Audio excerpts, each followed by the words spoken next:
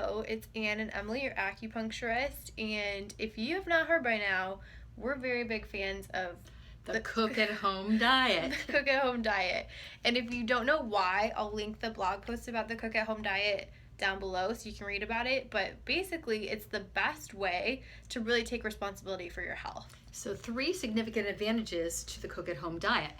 First of all, you can take in higher quality ingredients because you're totally in control of what you eat. Second thing is you control your portion size. Super important. And I forget what the third one is.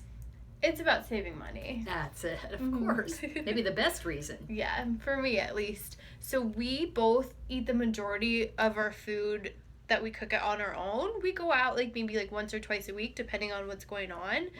Once a week, maybe twice a week for me. But we both have very different strategies for cooking at home. So we wanted to talk about the different ways that we approach them.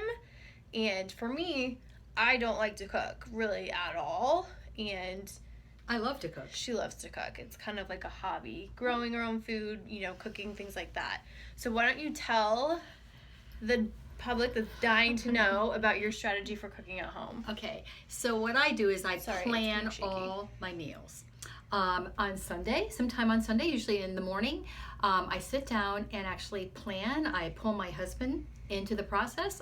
Sometimes I really have to pull him into the process. But I plan every single meal for the entire week. I actually write it down. I've got a nice little legal pad. I write every single day down so that I know what I'm going to be eating. I don't have to worry when I get home from work about what's going to be on the table. And then that way I also know what my shopping list is. I go to the farmer's market every Wednesday, sometimes also on Saturdays, so I know in advance what I need to buy.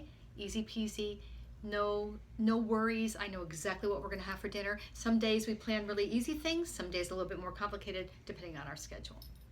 And then you bring leftovers for lunch pretty much every day. Yes, I do. We plan to cook extra so that I can have leftovers for lunch. And I have a few emergency things in the pantry, like some canned salmon and stuff like that.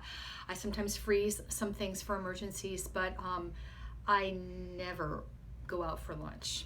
Maybe 3 or 4 times a year. I know that sounds boring, but you're always eating really awesome I am eating healthy food. Yes. And for me, since I don't like to cook, I keep it as simple as possible. I have kind of a basic outline of what I eat for lunch and dinner every day. I eat some sort of protein, some sort of carbohydrate, and some sort of vegetable, and I'll just cook a large quantity of protein. I'll have 4 or 5 chicken breasts, or if I'm doing a meat substitute, enough for 4 or 5 meals, and I'll just batch it out.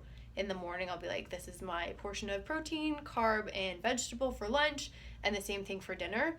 So I don't have to cook every day. I probably cook 2 or 3 days a week, and then I fill in the rest of my meals with snacks. I don't have to cook organic Greek yogurt and berries, protein bars. I like the Oat Mega protein bars right now. It's grass-fed whey with pretty high quality ingredients. She's just judging me for eating processed foods, but that's what works for me, and it allows me to cook the majority of my meals at home without having to sacrifice a lot of time and spend a lot of time planning, which is what she likes to do.